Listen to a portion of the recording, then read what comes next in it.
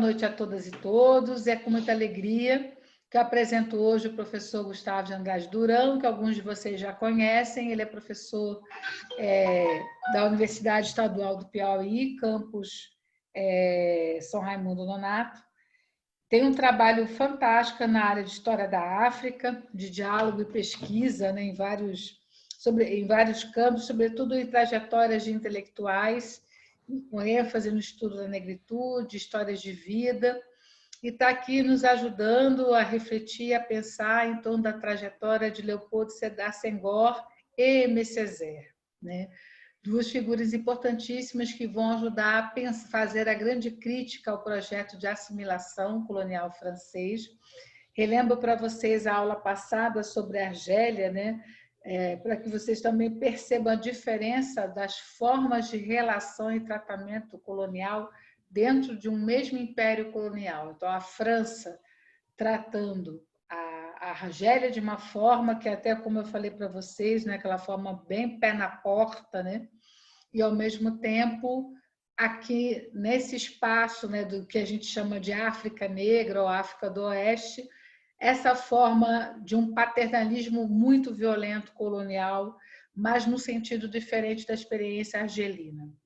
O professor Gustavo de Andrade Durão, ele fez uma trajetória que eu quero destacar a importância de um grande aprofundamento e conhecimento da língua francesa, no sentido que o permite a perceber os usos que esses intelectuais da francofonia, dessa África francófona, fazem dessa língua, né? Transformar o francês, de fato, numa língua de construção intelectual, numa língua que expresse culturas, que expresse reflexões políticas das diversas sociedades africanas desse espaço da África do Oeste.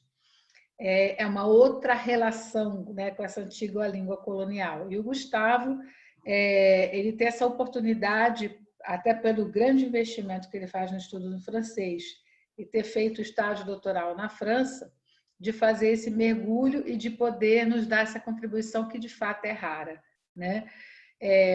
Eu quero destacar que Gustavo é um dos pioneiros na área de história que eu vejo aqui no Brasil, ligado aos estudos africanos, a abordar sobre esses intelectuais da negritude. Pode ser que existam outros, mas não veio a meu conhecimento, dentro do que eu conheço das redes que eu participo, é o trabalho do Gustavo, é o mérito do Gustavo que eu quero ressaltar aqui. O professor Gustavo tem 50 minutos a partir de agora. 50 minutos, Gustavo. 50 minutos a 1 hora para fazer a sua apresentação e a gente vai começar o diálogo com o professor, tá bom? Agradeço e peço desculpas de qualquer contratempo, tá? E agradeço imensamente a presença de vocês aqui, que é muito especial sempre. Professor Gustavo, a palavra é sua. Estão me ouvindo? Sim. Sim. Gente, obrigado, muito obrigado, professora Patrícia, muito obrigado aos monitores, Samira, que eu já conheço um pouco, Pedro, enfim, obrigado aí pela acolhida. É o terceiro semestre, né?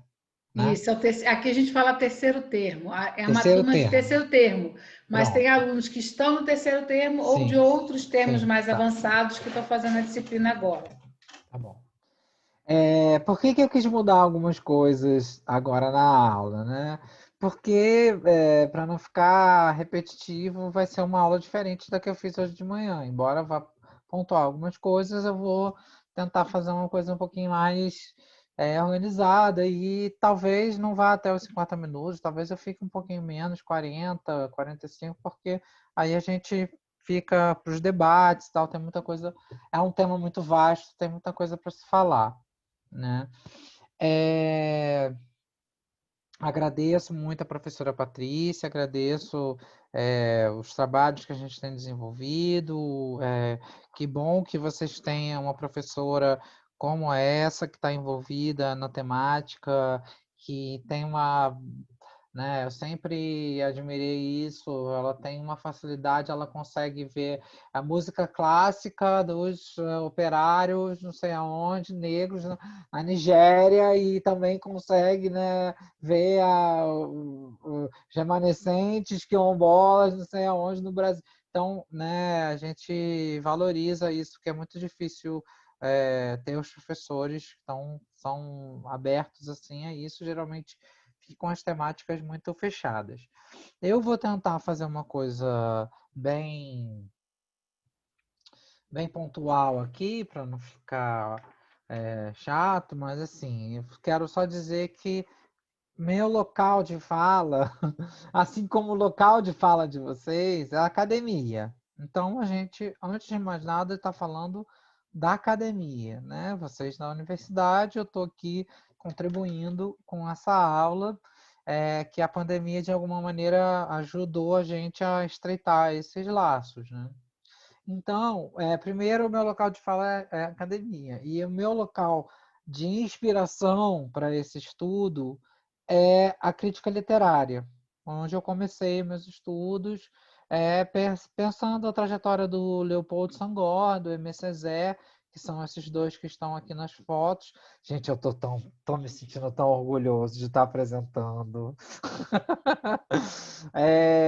Tá mostrando aqui, não sei se eu vou conseguir passar, mas pronto, vou. Bom. E aí, para a gente entrar no clima, né, mais ou menos de como vai ser, eu não vou ler agora a poesia do Aimé Césaire, vou ler a do Frantz Fanon, um trecho de uma poesia dele, que ele fala o seguinte: Senhor, entre as nações brancas, coloque a França à direita do pai. Ó, eu sei que ela é também Europa, que ela roubou meus filhos, como um assaltante para fecundar suas lavouras, de milho e algodão, porque o negro é adubo. Ela também trouxe morte e armas às minhas tristes aldeias, e meu povo, desculpa, e jogou meu povo um contra o outro, como cães brigando por um osso. Ainda assim, impõe tão duramente sua dominação sobre mim, porque tem um grande fraco pela França. Então, essa poesia que ele produziu em 1965, peguei esse trecho aqui, que está no artigo que eu escrevi sobre o Sangor, para dizer dessa ambiguidade desses escritores. Então, né, eles são uma elite intelectual, antes de mais nada, eles representam uma elite, entre aspas, letrada, que assume o protagonismo de explicar as suas ideias, colocar ali na poesia, nos ensaios, as suas ideias, as suas angústias. Então, também a gente pode dizer que é uma história que é bem diferente de que talvez vocês vejam em outros professores, que é a história que me influenciou, que é a história das ideias, né? Então não é entender exatamente, a gente vai falar, eu vou colocar quem foi o Sangor, quem foi a Césaire, mas é quem é esse poeta que se vê, né, que sabe das atrocidades dos colonizadores, mas ainda assim tem um fraco pela França. Né? Quem é esse pensador que está entre esses dois mundos e sem fazer parte de nenhum dos dois mundos? Né? Então, também poderia aplicar isso ao MSZ. Então, qual é o nosso objetivo hoje aqui? Apresentar a trajetória dos dois intelectuais, brevemente. Tá? Agora com a Wikipedia a gente pode ir lá, vou ver aqui, tá. Tem que tomar cuidado porque tem muita coisa fajuta, tá? E eu vou só fazer um adendo aqui, um parênteses, que os meus alunos estão tendo muita dificuldade em definir neocolonialismo, porque o neocolonialismo aparece na Wikipedia como surgido no século XIX, no final do século XIX. Então, sabe aquela coisa? A gente pega... Ah, o neocolonialismo é... E não, na verdade, esse é o colonialismo. Neocolonialismo é depois da década de 60, a gente vai falar um pouco disso no final. Se a gente não falar, vocês me lembrem. Porque não stop. Bom, então, a gente vai trabalhar dessa trajetória dos dois intelectuais, vamos analisar um pouco dos conceitos culturais, contextos culturais para chegar na negritude. Só para dizer que desculpa, que eu estava sem ele aqui na minha mão, né? Eu estou acabando de lançar o livro Leopoldo Sédar Senghor, uma narrativa sobre o movimento da negritude, né? A Samira também tem. E tem um prefácio muito especial da professora Patrícia Teixeira Santos, tá? É muito emocionante para mim. É, é, eu volto nesse tema 10 anos depois da minha publicação da dissertação, do término do meu mestrado. Eu terminei em 2011, né? Então, ano que vem vão fazer 10 anos. E dei umas revisadas, enfim. Mas qualquer coisa, professor, não entendi o Senghor, não sei o quê, tem o livro, né? Pode pesquisar, procurar um pouco. Quem tiver interesse, eu posso deixar o capítulo desse livro aqui, Pensamento Africano do Século XX, onde eu falo do Senghor, que a minha aula está um pouco mais baseada nesse capítulo do que exatamente no livro. O livro é para quem tiver uma ideia mais geral. Eu até, na hora que eu adaptei, fiz algumas coisas pensando em popularizar um pouco para não ficar uma linguagem estritamente acadêmica, né? Embora, né? Enfim, analisar os percursos da negritude entre esses dois pensadores e a gente pensar, né, as suas reflexões, seus desdobramentos hoje em dia, tá? Essa introdução aqui, bem rápida, né? Como eu falei, a gente está pegando o campo literário. O movimento da negritude vai surgir nesse campo. E a gente vai pontuar, não vou entrar aqui nessa questão, mas os pensadores da negritude são tidos por uma historiografia contemporânea, principalmente europeia, como pensadores negro-africanos, ou seja, como fundadores de uma literatura negro-africana. Então, eles só se colocam como os fundadores de uma literatura negro-africana. Vale dizer, pós-colonial, na visão da crítica literária Lillian Castlute, pós-colonial. Ou seja, são narrativas não europeias. Então, qual é a questão? Você pode ler o Senghor e falar, mas ele está sendo influenciado pela França. Você pode ver o Césaire e falar, ele está sendo influenciado pela França. Mas são narrativas sobre esses autores, né?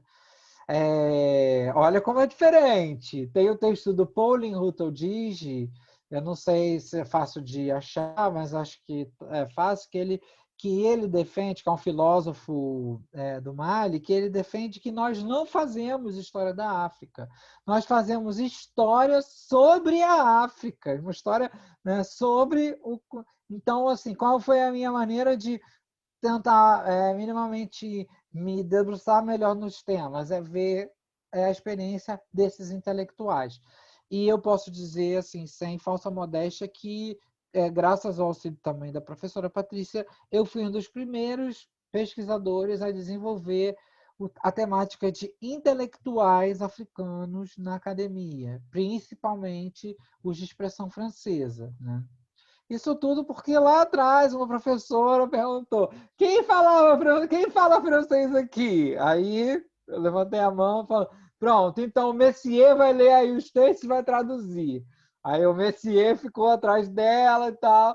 Então, por favor, se a professora pedir para traduzir, você traduz. Pedir para levar o livro, você leva, entendeu? Você vai que tem professores que vale a pena, né? Eles investem, a gente investe nos alunos, mas os alunos também podem investir nos professores, né? Ah, professor, dá muito texto para ler, que bom, leia bastante. faz bastante questionário em cima dos textos, porque vai te dar um auxílio lá na frente. Então, nesse sentido, eu pego a trajetória do senegalês Leopoldo Sédar Senghor e do antilhano Aimé Fernand David Césaire, tá aqui a data do nascimento deles, para pensar o papel desses escritores, desses intelectuais africanos em relação à colonização. Ah, professor, mas o Césaire não é africano. Ele é das Antilhas, ele é da Martinica. Ok. Então, afrodescendente, como você quiser, né? Descendente, enfim. Como a gente pode começar, não vou me manter aqui, porque né, esses foram os primeiros livros publicados em língua portuguesa sobre a temática da negritude. Vale lembrar que nem a Zila Bernett, nem o Kabengele Munanga usam o acento. E eu defendo o acento negritude para explicar que eu estou tratando do conceito negritude. Né? Muito embora, obviamente, esses dois autores são uma referência didática para a gente entrar em contato com essa temática. E quem quiser se aprofundar nesse contexto histórico de como surge o movimento da negritude, ou o conceito de negritude, essas são as referências no campo da Zila Bernett, da crítica, vamos dizer assim, mais para a literatura, e o professor Kabengele Munanga, uma espécie de sociologia do saber. Então, esse conceito foi imprescindível para a gente compreender as histórias dos intelectuais, também né, da visão pós-colonial, mas eu não vou me manter aqui porque essa parte já está passada. Né? Então, que aconteceu? No começo, eu destaco no livro, e para a gente pensar, que o começo do século XX, apesar do movimento de colonização, de imperialismo, que tudo acontece lá em 84, 85, com a partilha da África, onde né, as nações dividem ali os seus territórios, tem toda uma querela sobre isso, que eu não vou entrar aqui agora, mas assim, né, era uma história muito relacionada à história das relações internacionais. Nesse começo do século XX, tem-se uma percepção do continente africano, tem-se uma percepção de uma realidade, de uma maneira de se viver, que seria o que o Rousseau fala da fuga de si, ou o retorno ao selvagem. Então, esse retorno ao selvagem deu inspiração ao retorno à visão de um primitivismo, de uma arte primitiva. Vale lembrar que também nesse começo de século, a arqueologia estava na África, a antropologia estava na África, a geografia estava na África, fazendo o quê? O papel de dominação pelo saber. Também vou indicar um livro diferente do que eu indiquei no começo. Ah, ele não está aqui, que eu acho que eu guardei. Antropologia dos Estados Nacionais, a Constituição dos Estados Nacionais. Ah, tá aqui. Antropologia, Império e Estados Nacionais. Para o senhor Pedro Mota, eu sugiro o capítulo do professor Omar Ribeiro Tomás, O Bom Povo Português, que vai falar dos processos de assimilação portugueses. E o que a minha professora lá na graduação me indicou, e eu uso até hoje, volto toda hora nele, é o Ciência do Homem e Dominação Racional, Saber Etnológico e Política Indígena na África Colonial Francesa, que também vai explicar os processos de assimilação pela antropologia, né? Ou seja, aquele velho ideal de que o africano era uma página em branco para se completar, que não existia saber, que não existia cultura, que não existia civilização, que não existia nada, e que a mission civilisatrice da França era levar o saber, a cultura, né, para aqueles selvagens na África. Daí a antropologia, a geografia, a etnologia, né, a arqueologia e a história serem até hoje responsáveis por dar conta desse saber, de desfazer entendeu? Como diz um amigo meu, vai lá e desfaz isso agora, que não tá legal, entendeu? Desfazer esse ideal de uma África atrasada, primitiva, selvagem, né? Mais cedo a gente falava no curso de trajetória, eu também quero lembrar vocês, quem não viu, meus orientandos ficam para morrer comigo, mas eu fico. Veja, Pantera Negra. Veja o filme do Pantera Negra, para você pensar, quebrar essa imagem de África, uma coisa. Ah, mas tem problemas e tal, a África atrasada, mas assim, é tudo aquilo, é tudo tecnologia, é tudo, né? O que o professor Murilo falou, teve aula do Murilo, né, na semana passada. Pronto. Né? Ah, eu fui lá, fui passar a Batalha de Argel para os meus alunos e falei assim, ué, mas cadê os negros? Gente, na Argélia tinha, né, a população não era majoritariamente negra, então assim, vamos, né? Então, assim, eu indiquei esses dois capítulos só para vocês terem uma ideia, assim, geral do papel das ciências humanas em relação a isso. Então, as fronteiras foram definidas, os espaços foram dominados e, sobretudo, como a gente. Aí eu também vou fazer aqui uma propaganda do livro da professora Miriam Garrido, comigo, que a gente fez da História da África, Ensino de História da África, que tem um texto da professora Patrícia também. Ele está todo em PDF online.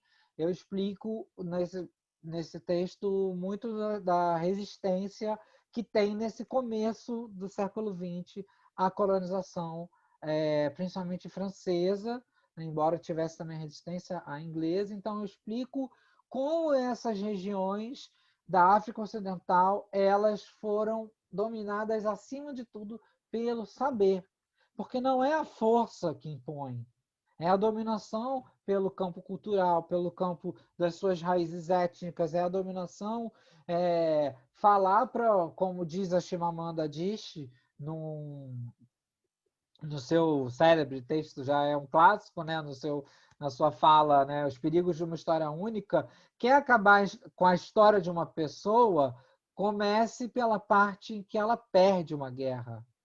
Comece pela parte contando da sua derrota. Você acaba com a história de uma pessoa.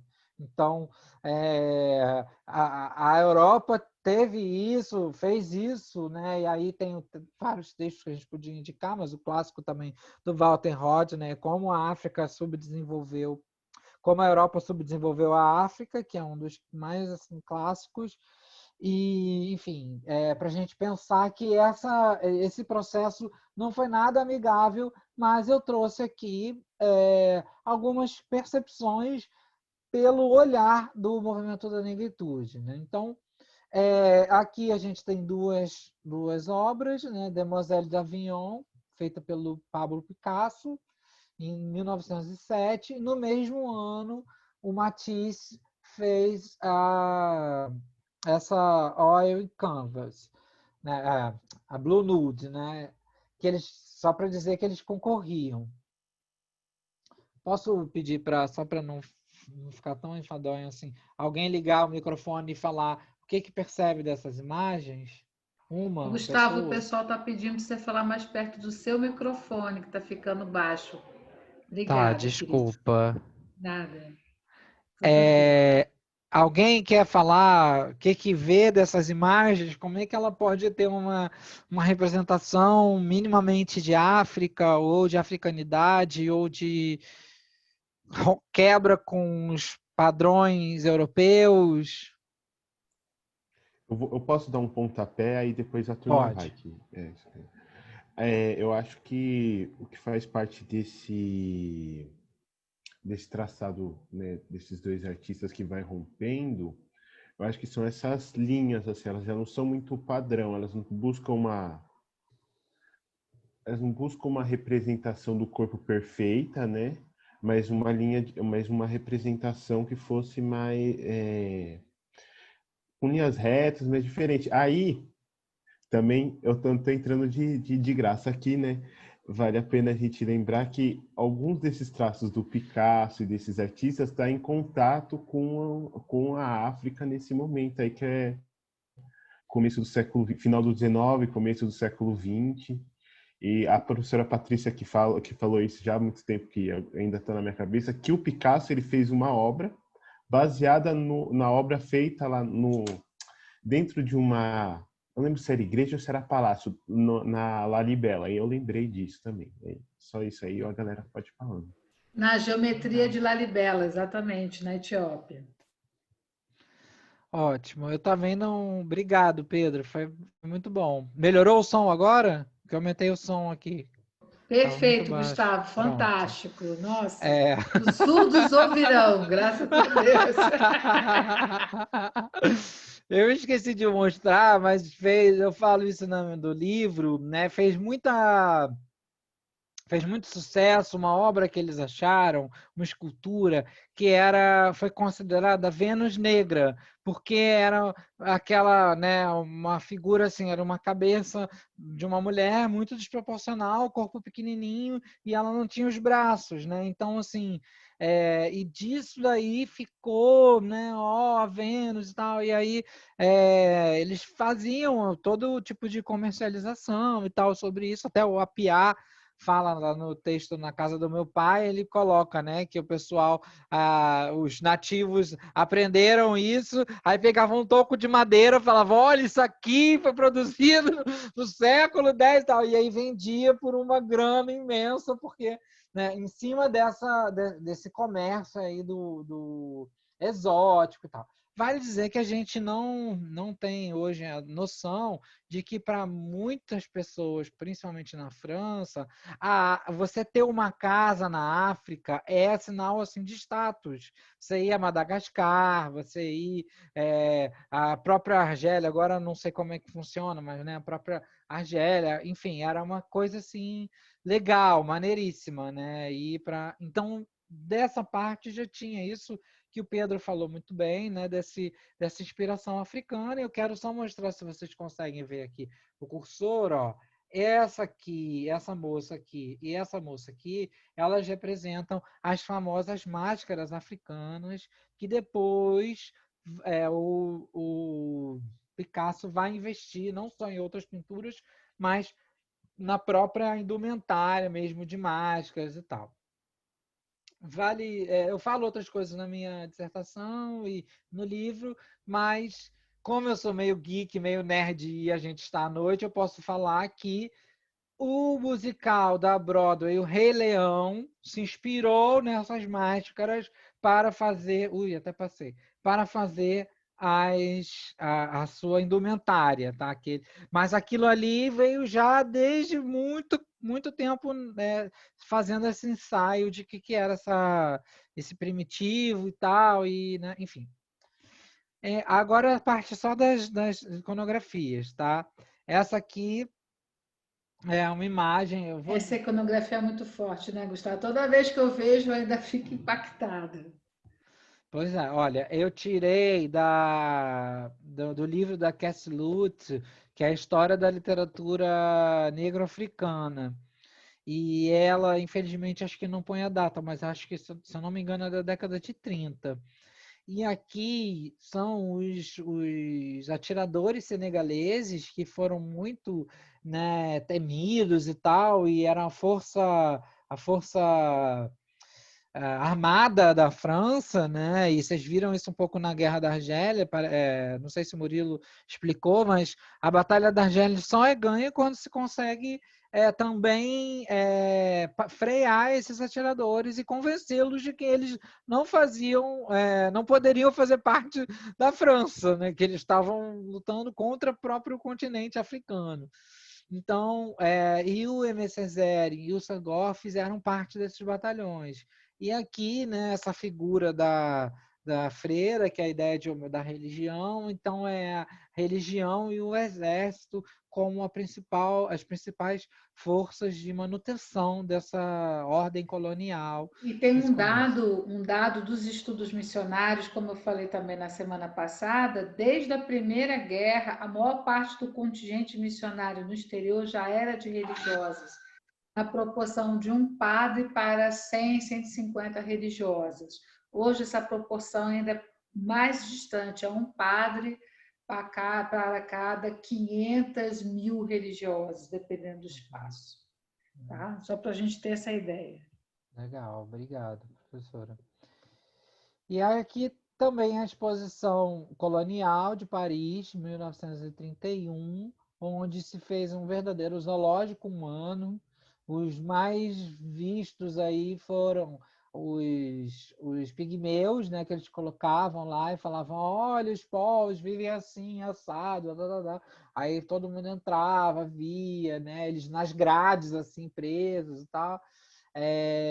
E isso daí foi uma grande propaganda para continuarem apoiando a empresa colonial, a empreitada colonial francesa, principalmente. Tá? Essa exposição colonial, ela veio numa série de exposições que estiveram, como a gente já falou. A exposição mais conhecida foi a exposição mundial, internacional, que é, na verdade, 1889, que deu aquela ideia toda da Belle Époque, né? Não sei se vocês já viram essa parte.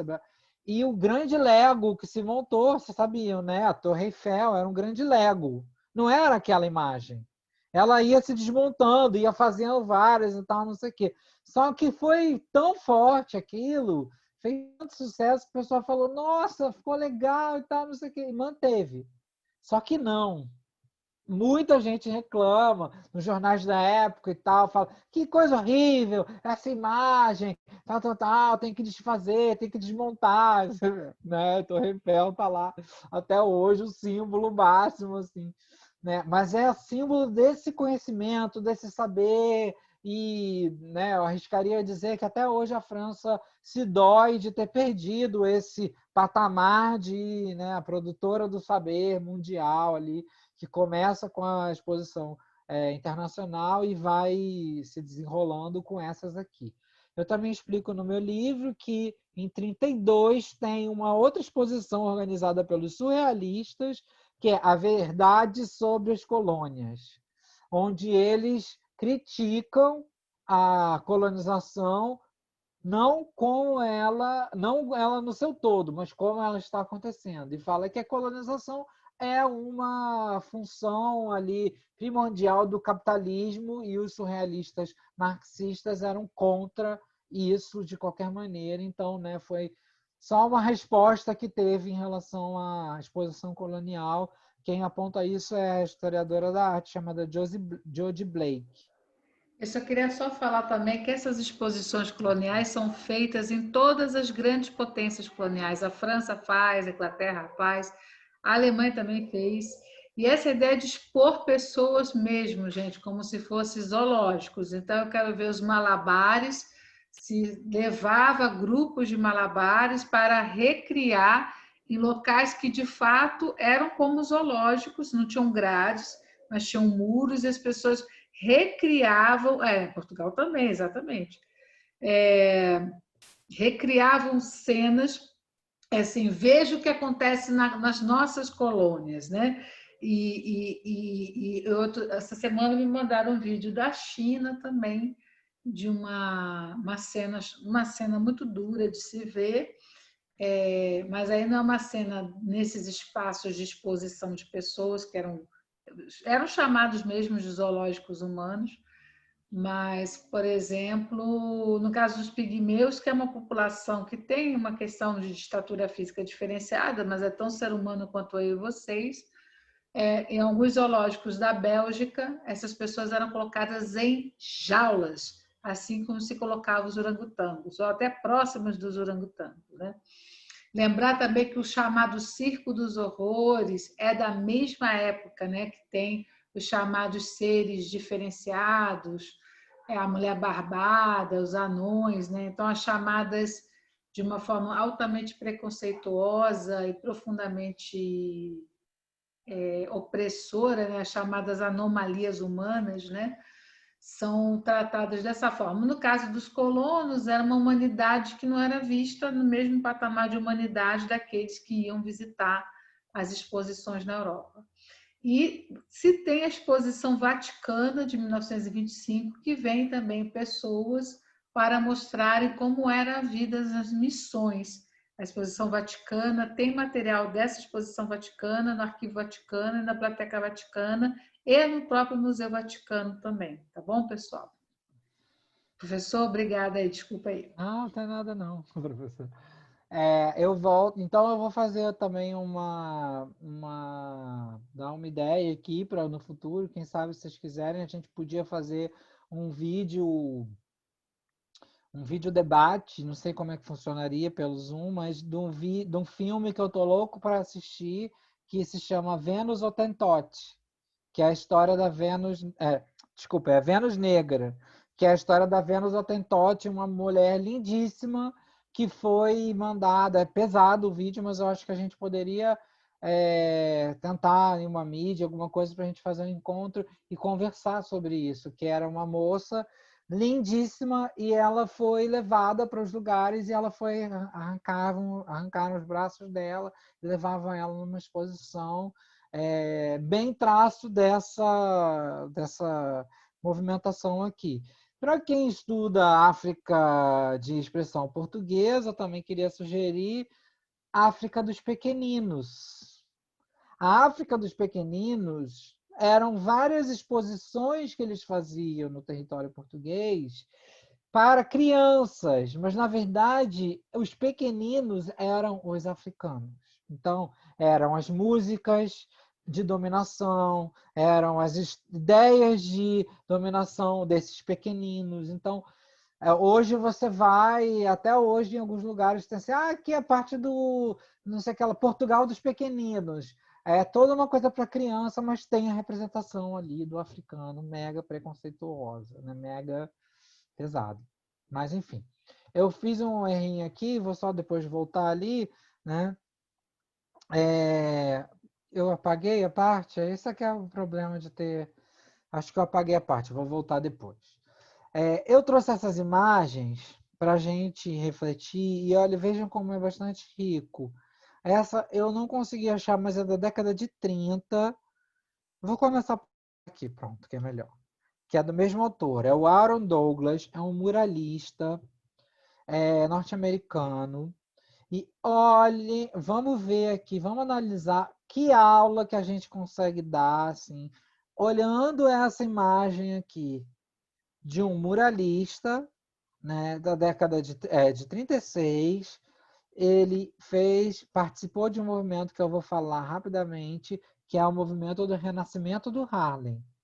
Movimento que aconteceu no Harlem, né, Nova York, entre a década de 20 a 30.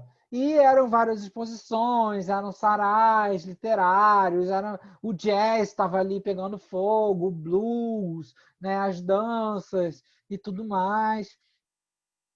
E o Aaron Douglas, embora seja depois desse período, os murais dele viraram uma representação do renascimento do Harlem. E eu trouxe esses dois só para a gente ver aqui, né? Dá para vocês verem o que tem aqui embaixo, onde está mostrando o meu cursor? Parecem braços. Correntes? Braços concorrentes. Braços concorrentes, Gustavo? Braços concorrentes. Então, são embaixo, no nível de baixo, né, são braços negros, né, com as correntes. E aqui nesse outro patamar, esses aqui já não estão com as correntes. O que eles carregam, né? Um negócio aqui de desenho, um globo, esse aqui um tubo de ensaio, né, que representa a ciência. Não consigo ver aqui, mas talvez seja um livro ou algo assim, né? Livro, Gustavo. Pronto. E onde é que eles querem chegar? Qual é a aspiração deles? Eles querem chegar aqui, na cidade. Entendeu? Então, olha que forte. Das correntes para a ciência, para a cidade. Tá? Só a ciência Dizendo vai aqui, a Samira, na civilização, na professor. É um civilização. raio no canto, olha. Estou perguntando se Exatamente. é um raio no canto, eu não vejo. Aonde? Aqui é um raio. É. Um raio. Que está apontando, isso a gente não sou de história da arte, mas se a gente for ver, né? Aqui está a estrela, né? Aqui a inspiração, a luz está toda focada para essa parte aqui, né? O foco é como se a imagem estivesse dando um direcionamento e o raio aponta De quando talvez esse para mural, esse. Gustavo? É fantástico esse mural. 36, está aqui, ó. 36, é de É, 36. Olha isso, gente. é. E o mesmo maravilhoso, né? E aí eu gosto de falar do Renascimento do Harley pelos murais, que é um pouco mais instigante da gente pensar como é que o cara, né, representa aí essa aspiração, né, do povo do afro-americano. E esse é do Aaron Douglas também, se eu não me engano é de 32, mas pela correria eu não consegui pegar, né? É, alguém quer falar o que vê, o que está rolando aqui, o que chama mais atenção?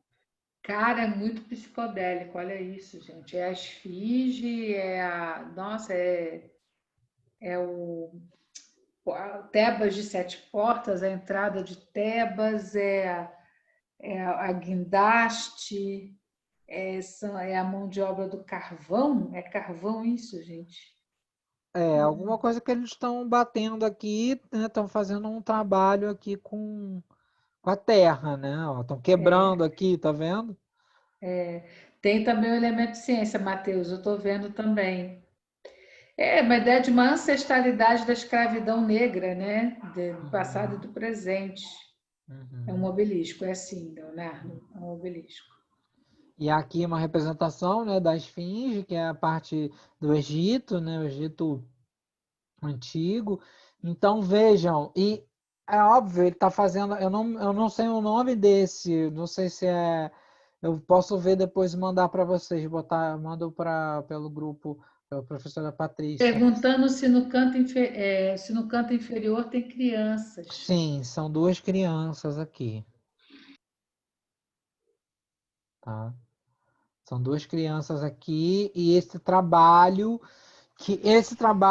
é o agora, né? E o passado está lá atrás, mas é como se os afro-americanos estivessem, né, tendo que trabalhar agora para eles voltarem a ter aquilo lá de trás. Ou seja, lembrando, né, os nossos valores são esses aqui, mas nós estamos aonde? No trabalho, braçal. O Gustavo, a Samira pergunta qual era a dimensão dessa pintura, se ela estava já em muro ou se é tela, como é que é a situação dessa, dessa, Pois dessa, é, dessa pintura?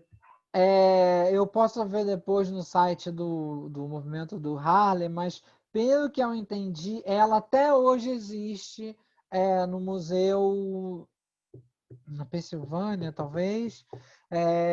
Mas ela era um muro, era no muro mesmo. Ele fazia as telas no muro, entendeu? E botava. E depois eu acho que ela foi reproduzida para ficar dentro de um museu, tá? Que é esse onde guarda até hoje essas pinturas, tá? Mas assim, só estou trazendo isso para mostrar as representações desse momento afro-americanas, tá? Então, assim, o renascimento do Harley já tinham essas questões todas envolvidas, né?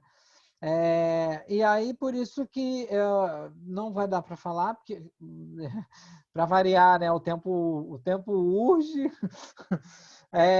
mas nesse movimento Renascimento do Harley, eu quero destacar dois nomes, que é o nome do Du Bois, Webb Du Bois, William Edward Booker Du Bois, que foi um historiador, sociólogo afro-americano, que já nessa época estava atuando nos congressos do panafricanismo, estava defendendo uma universidade pública de qualidade para o afro-americano, contra o ensino essencialmente tecnológico que o governo queria dar aos negros, né? Então, o trabalho do Du Bois influencia o trabalho do movimento da negritude e também a perspectiva do Marcus Garvey, que foi um jamaicano que fez toda uma organização dos povos de cor para poder ter uma representatividade, uma representação entre os afro-americanos, e é um movimento que surge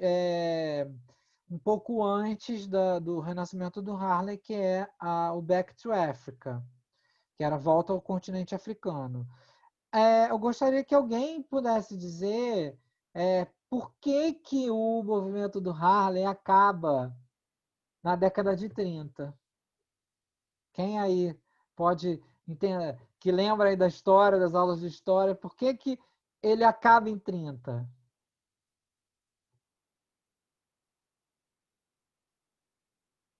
Hein, gente? O que acontece um ano antes nos Estados Unidos? O que acontece em 1929 nos Estados Unidos? A crise da Bolsa. Ah, que É bom, que já eu ia não tô. falar com o professor de contemporânea, gente. Isso aí, exatamente. Então, só para a gente lembrar, obrigado. É que eu não. Gente, tem que ler realmente o chat para mim, porque o chat eu não consigo ver toda hora. É, como a gente está percebendo agora na nossa própria pele, na nossa própria carne, acaba o dinheiro, acaba o investimento em cultura, minha gente. Acaba, né, tudo isso. E aí, de uma certa maneira, isso vai ser migrado, essa intelectualidade vai migrar para a Europa, onde não havia tanta segregação e a perseguição como, como acontecia nos Estados Unidos, né? Então, quanto tempo eu tenho? Eu já estourei os 40 minutos, né? Você tem 15 para chegar uma 15. hora. Gente, eu falo demais. Bom, a negritude, eu vou ler então. A negritude esteve associada ao movimento de solidariedade do negro face à sua condição colonial e ao racismo que se estende até as décadas subsequentes. A partir de 20 já temos produções literárias e artísticas importantes que compõem traços dessa intelectualidade negra preocupada com a identidade e legitimidade da sua expressão cultural. A relevância dessa análise que a gente está trazendo agora do conceito da negritude está nos valores que ela agrega. O que a gente viu, por exemplo, nos murais, né, do Aaron Douglas é a blackness, que é a tradução de negritude.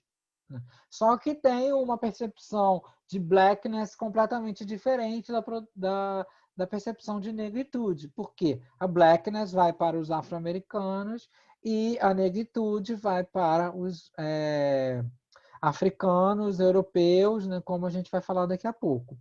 Então, essa negritude, esse conceito, vai ser utilizado por uma intelectualidade negra que, no momento histórico, foi incentivada por esses pensadores, no Renascimento do Harlem, e, diante da dominação francesa, perceberam que eles tinham um papel de, no mínimo, uma manifestação dos seus valores culturais perante essa opressão.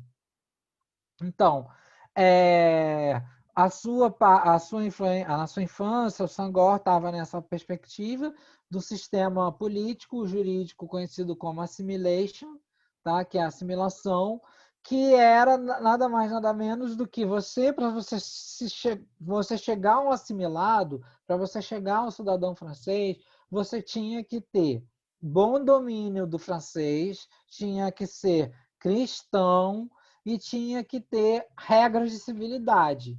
Gente, não sei vocês, mas para mim, regras de civilidade, me põe no restaurante chique, eu não sei qual é o prato, qual é o talher de peixe e de carne, entendeu? Então, assim, são coisas totalmente subjetivas, né? Era justamente para não atingir essa assimilação. Isso foi também na África de expressão portuguesa, né? E foi diferente do inglês, do sistema inglês, que era o sistema de governo indireto. Então, bem ou mal, tá, gente? Eu me mobilizei para estudar essa temática da negritude por quando eu percebi que hoje tinha uma grande população africana voltando para a França, porque essa é a resposta à colonização. Nesse momento, a missão civilizadora francesa ia ter os seus territórios da França do além-mar. E a França, e isso ficou muito forte, né? Bom, ele nasce na cidade de Joal, em 1906, influência católica, a gente já falou um pouco, e ele ia todo fazer uma formação para o cristianismo, mas ele acaba sendo indicado por uma bolsa na França, onde ele vai estudar no Liceu Louis Le Grand, que fazia a preparação do vestibular da época, como se fosse, né? Porque, assim, para você ser um assimilado, dois caminhos eram os mais fáceis. Ou se você cumprisse, você fosse agrégé em alguma coisa, que seria o diploma deles, né, lá fora, ou se você servisse ao exército. Então, eram dois fatores, né, que se levava a isso. Então, o Senghor vai estudar lá, né? Não vou entrar aqui, mas, na verdade, ele vê os estereótipos negativos em relação ao negro, né? Desse primitivo, desse barbarismo, e aí ele pensa nesse conceito de alma negra, né? Que é valorizar essa essência negra.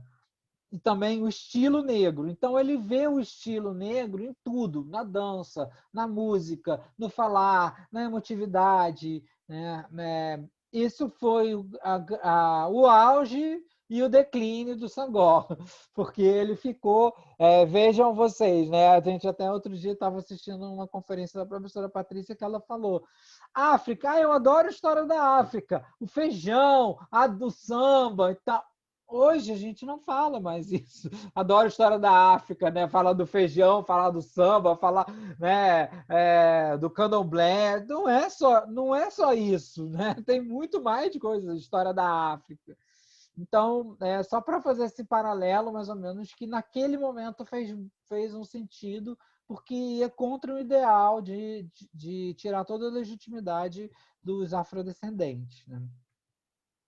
Então, ele vai, em 28, ele encontra o Aimé Césaire, que é oriundo da Martinica, e eles confraternizam na cidade universitária, onde eles conseguem um alojamento para eles fazerem os seus estudos, né? E o trabalho do Senghor, eu vou passar aqui mais rápido para não ficar tão assim, né? Foi juntar os senegaleses, marfinenses, na Martinica. O que é o bonito da amizade do Senghor? Tinha o Senghor e o Césaire. Eles se unem nas dificuldades. A gente não é assim um pouco também na universidade? Ai, meu Deus, tenho trabalho, então não sei o quê. Faz comigo? Faço. Lê o quê? Tem que ler isso, tem que fazer tal coisa. Eu sempre falo para meus alunos, né?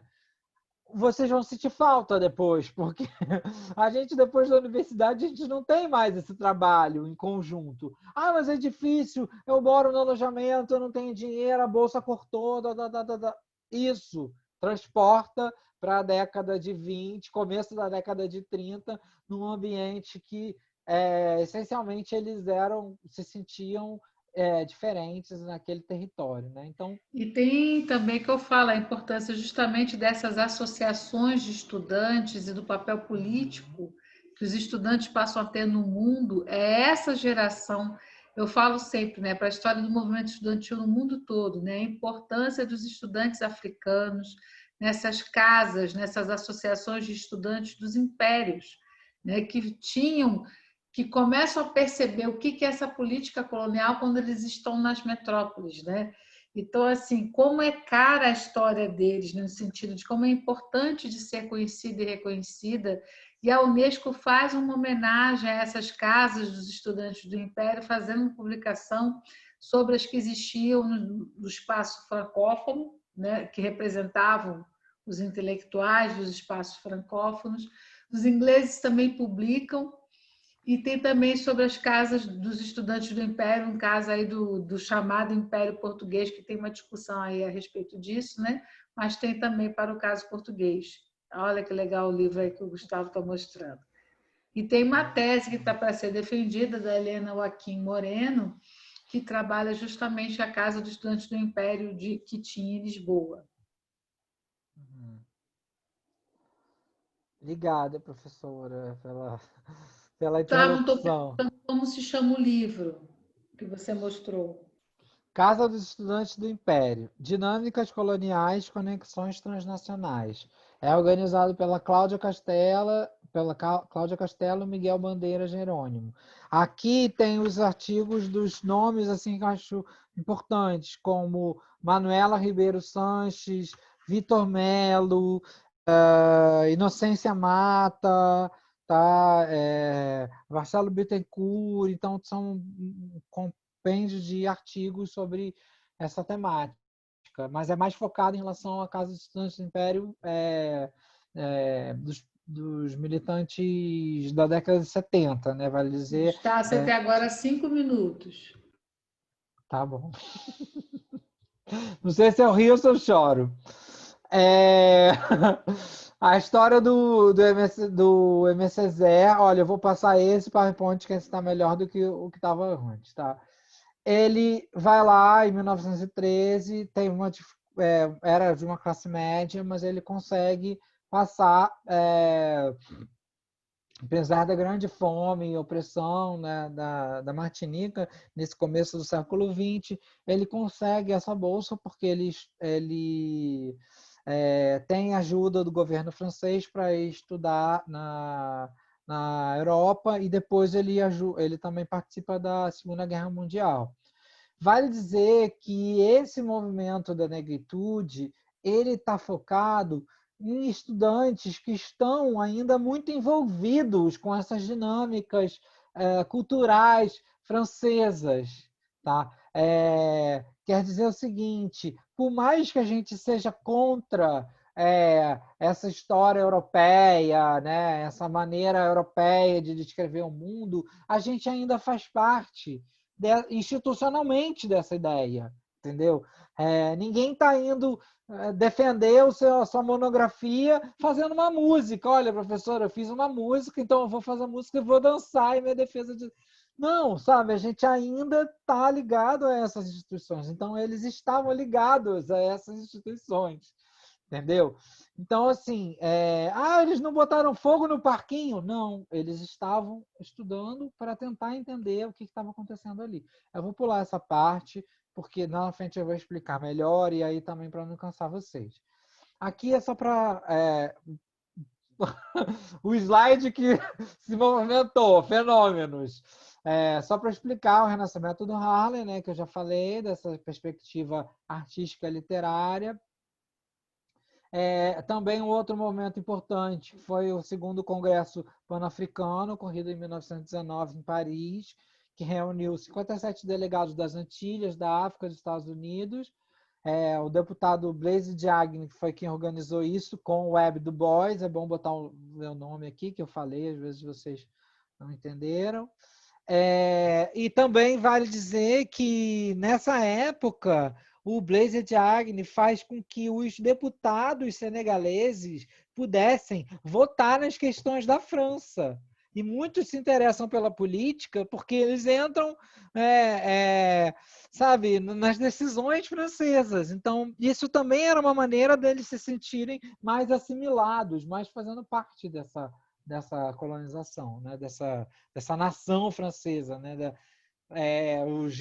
Eu lembrei agora do Raul Girardet, né? A ideia colonial em França, né? Essa maior França, a plus grande France, né? Que é a grande sacada deles, não, é uma grande França, e Portugal e Salazar se apropria disso, né? Vai falar o grande Portugal, né? As nossas... Enfim. Então, o movimento da negritude, eu vou correr aqui, teve essa grande percepção de ser um movimento filosófico, literário, que impactou no mundo negro. O problema, gente, é que não teve um... Posso te dar mais 5 minutos, fica tranquilo. Obrigado. 5 minutos eu termino.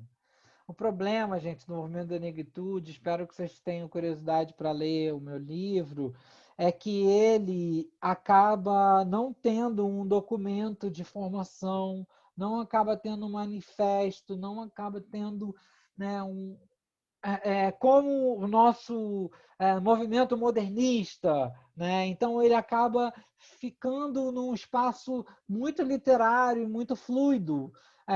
chegando a terem alguns argumentos de que não existiu, tá?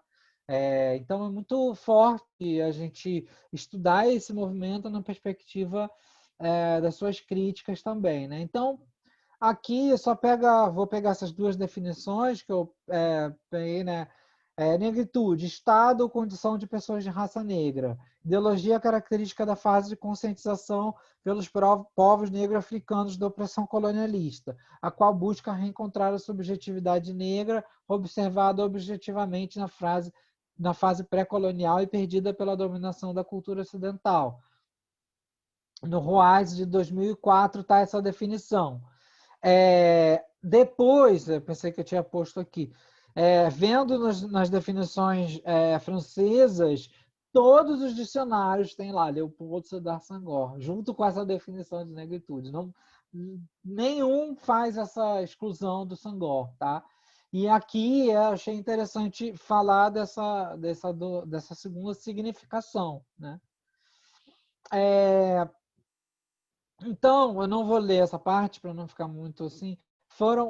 Olha, três momentos importantes. A Revue du Monde Noir, 1928, foi o salão literário de Paulette Claudette Nardal. Elas se uniam para ler os textos do movimento do Renascimento do Harlem e traduzir esses textos, nada mais elitista, gente, do que um salão literário de mulheres negras, né? Assim, maravilhoso. E nesse salão literário iam os jovens Senghor e Césaire, só, né, olhando, só observando e tal, tudo. Esses salões, obviamente, terminaram, porque eles eram basicamente a tradução dos textos da intelectualidade do Harlem, e em 1932 começa a revista Legítima Defesa, Legitime Défense, organizada fundamentalmente por Etienne Leroux. A Legítima Defesa, ela sustenta uma revolução política influenciada pelo marxismo e pela ideia de inconsciente que o Freud tinha acabado de descobrir. Mas não tenho como aprofundar isso aqui, mas iam lá os olheiros, né, da França e tal para tentar cortar, e tinha uma certa perseguição à legítima defesa, e a revista não durou mais do que um ano por conta disso, o ano de 1932. Em 1934, eles se juntam lá, nessa perspectiva que eu falei, no restaurante universitário, entre uma aula e outra, se encontraram para conversar, falaram: vamos fazer uma revista? Vamos. Vamos fazer uma revista literária, vai se chamar O Estudante da Martinica. Aí ótimo, Estudante da Martinica e tal, não sei o quê. O Senghor falou: mas e quem não for da Martinica? Então a gente pode fazer O Estudante Negro. L'étudiant noir. Falar, aí eu gostei. Tá. E na L'étudiant noir, eles fizeram vários encontros com essas publicações deles, inclusive, eu não mostrei aqui no começo, né, porque das outras aulas, Cahiers de Retour au Pays Natal, que foi o livro que originou a poesia, que originou a palavra negritude, onde ela aparece a primeira vez, o poema do Césaire, tá bom? Dali, eu não vou entrar mais nessas questões da trajetória do Senghor, mas eu vou passar aqui o PowerPoint, desculpa, que eu estava falando basicamente aqui do fato, né, dessa trajetória, como ela se desdobra, né? O Senghor e o Césaire vão romper com as suas perspectivas mais marxistas quando eles voltam da guerra. Vale dizer que o Césaire lutou nessa Segunda Guerra para livrar, né, como é que é o nome do... Césaire luta na guerra e ele faz parte do destacamento que liberta Auschwitz dos alemães. Ele entra no maior e mais conhecido campo de concentração, que se fazia rumores, mas que existia de fato, né? Campo de concentração que matou milhares de judeus, só esse campo. E ele entra nesse campo, né? Como eu falei hoje no turno da tarde, imagina esse soldado com tantos questionamentos, como grande intelectual que ele era, entrar e ver todo aquele horror que foi feito contra a população judaica, contra os ciganos, contra os comunistas, né? E aí ele vai falar uma frase que a gente precisa entender bem essa frase. Ele diz assim: o que eu vejo aqui já havia acontecer em África. Quer dizer, ele não está banalizando o horror que ele viu ali. O que ele quer dizer, ao contrário, é que o racismo tomou um vulto, o racismo e extermínio de pessoas que já acontecia na África, tomou na Europa um vulto tão terrível que começou a assassinar as próprias pessoas que eram brancas, né? Começou a implodir a própria civilização europeia. Então, quando ele viu aquilo, ele falou assim: essa civilização é uma mentira, é uma propaganda, é uma mentira. Olha como eles mesmos se destroem, né? E aí volta para Martinica com esse profundo desejo de transformação, de ruptura e de mudança. De ruptura não, mas de transformação. Quem vai querer ruptura é o Frantz Fanon, que também foi soldado na Segunda Guerra. Obrigado, professora. E só para lembrar, quem tiver interesse nessa temática, os campos de concentração, os famosos Gulag, tiveram o seu Gustavo, Gulag eram os campos russos. O Gulag eram os Tá. campos do Stalin. Não é os Gulag, eram os campos de concentração nazistas e nazistas, tem os gulags eram campos de prisioneiros, mas com tortura, com violações de direitos humanos. Desculpa. Mas são os gulags, são dos russos. Obrigado, professora. Os campos de concentração foram ensaiados e experimentados entre os herreros na África, no continente africano. Então, tudo que a gente viu, os horrores e tal, teve aí um tubo de ensaio. Quem trabalha isso é o professor Silvio Correia. Tá? Eu vou pular aqui essa parte, que é a União Francesa, mas só para pontuar que os processos de independência não foram de uma vez, não aconteceram de uma vez. Eles tiveram aí processos de federalismo na parte da África. O Senghor fez a Federação do Mali, que ele entendia que o federalismo era a melhor saída para a independência. Vale lembrar que na África, fora, é o único lugar assim, em que não se pensou primeiro a independência nacional única, mas uma independência coletiva. Então, a ideia de panafricanismo, né, de uma união africana, era muito mais forte. Né? Muito embora, como a gente também falou mais cedo, tivessem dois grupos, que é o Bocolô aponta o grupo de Casamance, que era o grupo mais que fez as independências negociadas, radicais, e o grupo de Bamako, que fez as independências mais negociadas. Né? O exemplo que vocês viram seria, por exemplo, da radical, a Argélia, e exemplo da negociada, o exemplo da senegalesa, né? Já que o Senghor, da década de 60, é praticamente empurrado para ser o presidente do Senegal, porque tinha a trajetória política do conceito da negritude e tudo mais, e essa ideia de União Francesa ainda era algo que ele pensava. Você vê que eu cortei coisas, diminuí coisas, mas eu vou ler já as considerações finais, que vocês já não devem estar me aguentando. Graças a essa abertura das análises, da crítica literária, as narrativas históricas ganharam grande impulso. E hoje é possível perceber das expressões dos escritores africanos, antilhanos, orientais, formas diferentes dessa percepção de mundo.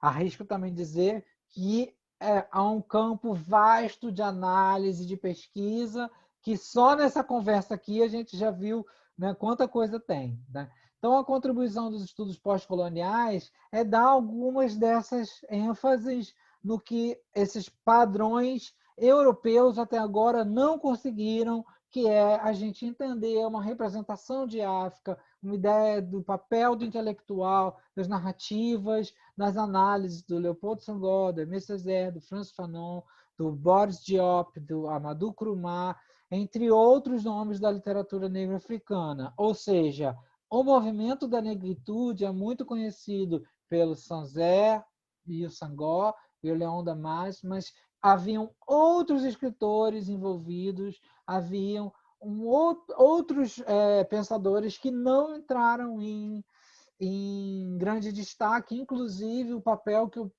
já falei da Suzanne Césaire, que publica a revista Tropique, depois na Martinica, e pouquíssima gente trabalha o papel da Suzanne Césaire, que seria riquíssimo em termos literários, filosóficos.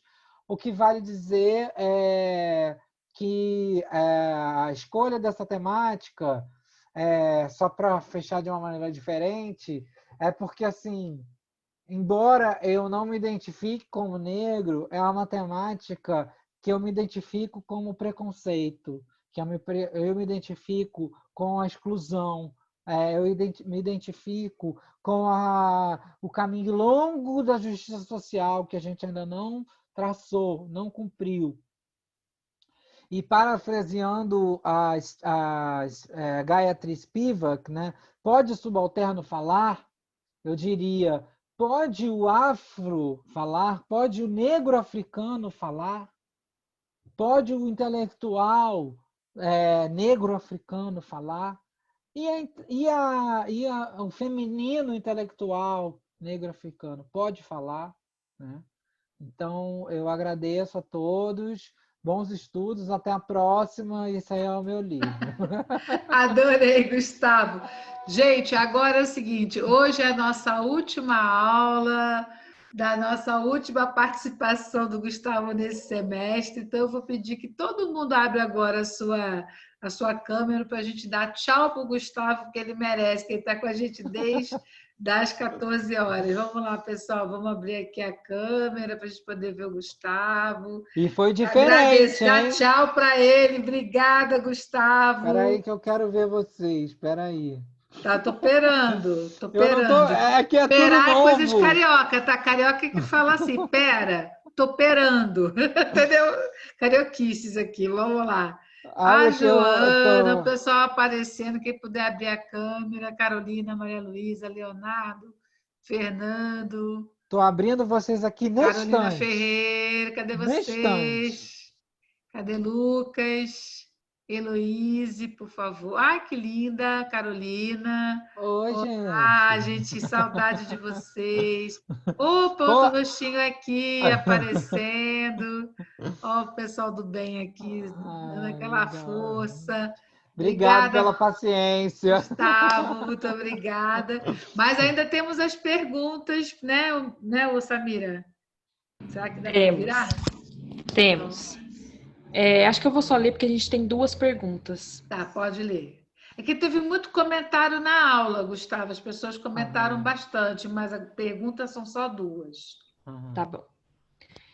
A primeira pergunta é do Matheus. Na verdade, as 2 perguntas são do Matheus. E a primeira é assim: professor, poderia falar mais sobre a defesa do acento na palavra negritude? O que muda? Qual é o significado que isso carrega? Perfeito. Maravilhoso. Pode já ler a segunda. Professor, poderia falar mais sobre as exposições coloniais?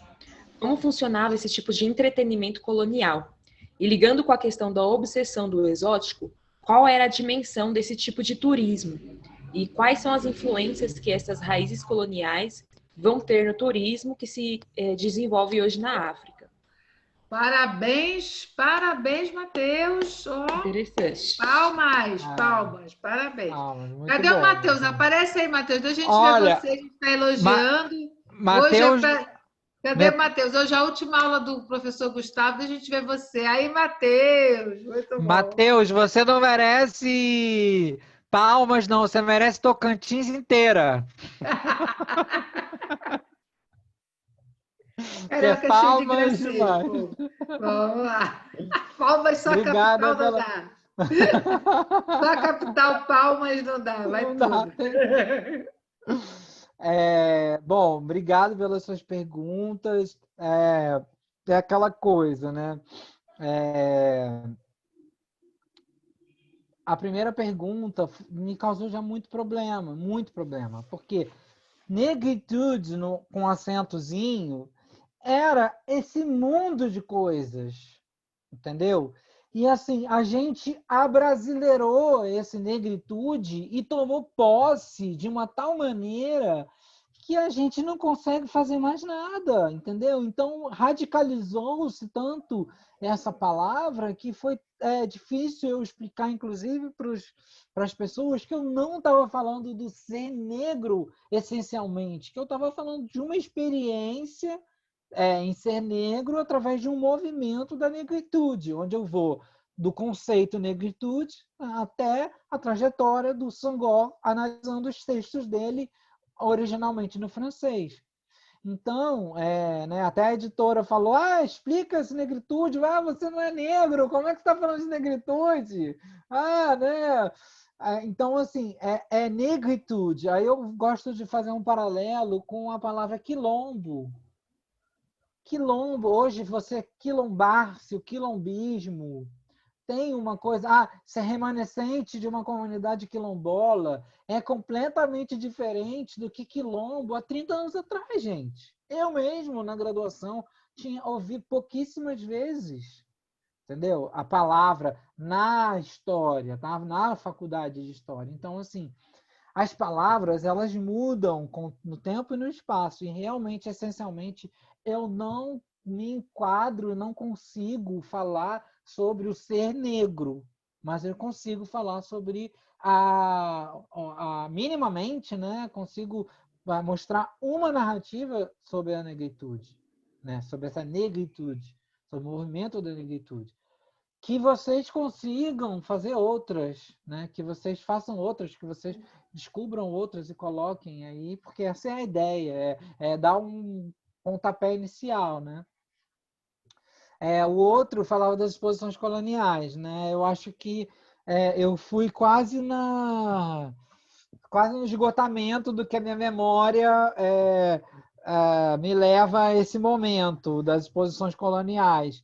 No livro eu trabalho um pouco melhor, né? Não sei se já aconteceu com vocês, mas eu estava lendo outro dia o livro e estava falando, nossa, que interessante! O meu livro de mim mesmo, né? Mim mesmo, nossa, como é que mim mesmo escreve bem? Então, assim, essa exposição colonial francesa, ela é muito de 31, é a que é mais badalada, né? Então, como a gente falou, eram as pessoas nas grades, era um tipo de etnia. Olha, isso aqui é etnia tal, é tribo tal, entendeu? E aí eu lá vi aquela questão, tal, a tribo tal, né? Olha, a gente conseguiu entrar no continente, eu também não falei, mas tem a ideia do continente das trevas, né, do Joseph Conrad, né, o Coração das Trevas. Então, uma ideia de você ter um grupo ali, de uma família de, sei lá, como a gente falou, né, de pigmeus, era né, o grande ápice da colonização. Olha como nós vencemos, olha como a colonização deu certo. E a Jodie Blake, não sou eu, ela aponta que a colonização, de alguma maneira, era para angariar fundos, entendeu? A gente não tem, gente, a semana da iniciação científica, entendeu? A semana da extensão, né? A gente não tem a semana de história da universidade. Para que a gente está fazendo? Não é só para mostrar nossos trabalhos, mas também para falar, olha, a faculdade é um lugar público de produção do conhecimento. Por favor, respeita a ciência. Né? Então, de alguma maneira, era ali uma ideia de ciência. Né? Então, eu recomendo, Matheus, a leitura do texto do Yves Benoist, que fala dessa dominação racional, bem focado em relação a isso, que a antropologia faz essa dominação. Até hoje, a antropologia francesa passa batida por certas temáticas e até hoje tentam nos museus fazer uma inclusão das sociedades africanas, porque ela, de fato, pilhou parte da cultura e apagou muita coisa, né, em função dessa empresa colonial. Né? Eles estão pedindo aqui para repetir o nome do texto. É do Yves Benoît, né, que você falou, não é isso? Aqui nesse Antropologia e Império dos Estados Nacionais. Desculpa, não é Benoît, não. É Benoît Destoile. É Ciência do Homem e Dominação Escreve para a Racional. gente, francês, aí, por favor. Hã? Escreve o nome dele, do Vou autor, escrever. no chat. Espera aí. Como é que eu escrevo aqui? Escreve o livro também, professor, porque eu tinha anotado, só que aí eu esqueci o título. Então, vou escrever o nome do título, que vocês procuram, que é um artigo do livro, é mais fácil. É que o nome do artigo é Tá enorme. no livro, aí vocês procuram, jogam o título do livro que aparece a Antropologia, obra toda. Impérios e Estados Nacionais. Vou botar o Stoile, só que ele é organizador. Benoît. Só vale dizer que muita coisa da minha pesquisa eu consegui, gente. Outro dia eu fiquei triste com isso, mas a minha amiga falou que não tem problema. O Museu Nacional tem muita coisa. Museu Nacional, no Rio, a biblioteca do Museu Nacional tem muita coisa de África. E isso é Tinha, né, uma. Gustavo? Mas a Tinha. biblioteca não pegou fogo. Ela não pegou fogo, olha que bom, gente, que Por bom. isso que a minha amiga falou que a biblioteca eles conseguiram salvar, entendeu? Uma parte, né? E as Enfim. araras, Gustavo, que tinham lá na entrada, conseguiram salvar? Acho que não, né? Ai, não As sei, acho araras, que não. não. E aí eu vou botar, quem quiser ver o texto, é Ciência do Homem e Dominação Racional, porque aí já consegue. É um clássico, tá?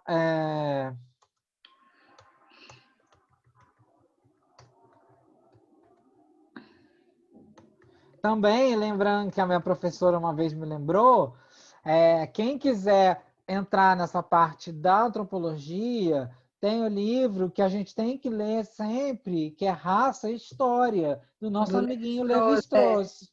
que é a grande crítica ao racismo científico na antropologia. Exatamente, exato. O que ele está fazendo ali? Ele está fazendo uma meia-culpa. Ele está falando, olha, não é uma cultura, são várias culturas. Não existe uma cultura primitiva. São vários tipos de culturas, né? Vários tipos de expressões, né? Então, que é tão... não vou contar aqui, só que é quase uma anedota, tá? Eu tava terminando o doutorado, aí eu falei assim, ai, que legal, né? Agora eu já trabalhei o panafricanismo, já trabalhei o Sangó, a gente já debateu tanto o conceito de raça, agora já está feito, porque, né, não tem mais que falar de inferioridade intelectual do negro, isso aí já é uma coisa que já passou e tal. E como a gente tem que voltar, né? Como a gente tem que voltar no conceito, não sei se vocês já trabalharam aqui, mas o conceito de raça numa perspectiva, né, epistemológica, né? Mas a raça é a raça humana, mas o sentido de raça para esses caras aqui é importantíssimo, né? Como é que é uma luta, o sentido político, né, da raça. Então, tinha mais coisa, Matheus? Do turismo, né? Isso. Pronto, então. Como Recordar é Viver, eu também volto a dizer que vocês têm que ver o filme para criticar, vocês têm que ver o desenhozinho Kirikou e a Feiticeira, né? Porque é esse exotismo de África, essa ideia de África que ainda perdura para grande parte dos europeus. Então, o turismo vem em função em relação a isso. Né? Vem em relação, vamos lá, o exótico, o selvagem, não, né? Eu acho até interessante, de uma certa maneira, a crítica que hoje, gente, aí o que eu indico aqui para vocês? Leiam Yves Mudimbe, leiam Achille Mbembe, leiam o Pauline Rutondigi. Não me peça para botar Rutondigi, que eu nunca sei escrever, que é um H com O, com U, com N, T, J, D, tá? Mas assim, põe Pauline Rutond que o Google já te ajuda. Então, assim, leiam esses filósofos, porque esses filósofos estão apropriando hoje de criticar esse saber colonial. E eu gosto muito, né, da Invenção de África, Matheus, se você puder dar uma olhada depois, o Mundimbe fala que a gente precisa estudar essa biblioteca colonial, uma noção de uma biblioteca colonial, porque essa biblioteca colonial, ela veio igual um trator apagando as diversidades, as pluralidades e os debates mais amplos, né? Gente, eu vou parar de falar que eram 35, agora tem 23, então já é sinal de que já não está legal. Gente, então, olha, vamos mais uma vez agradecer muito ao professor pela participação, pela contribuição. Na semana que vem, então, vamos ter a nossa discussão sobre descolonização, tá? E a última aula, que é sobre religião e identidade de gênero, com ênfase na questão das transexualidades, que vai ser uma grande contribuição que a gente vai ter aqui também com o professor Aramis Luiz Silva. Grande abraço, muito obrigada. Sinta-se aplaudido, Gustavo. A gente agradece, Obrigado, né, turma? A participação do Obrigadão, professor. Samira, Um grande Felipe, abraço. Estão agradecendo aqui, Matheus. obrigada. Viu? Muito obrigado, professor, Obrigado, Mayara. pela Obrigado, mensagem carinhosa. Matheus. Um beijo grande e até as próximas aí que vamos nos encontrar. Até as próximas. Tchau, Tchau, tchau. tchau.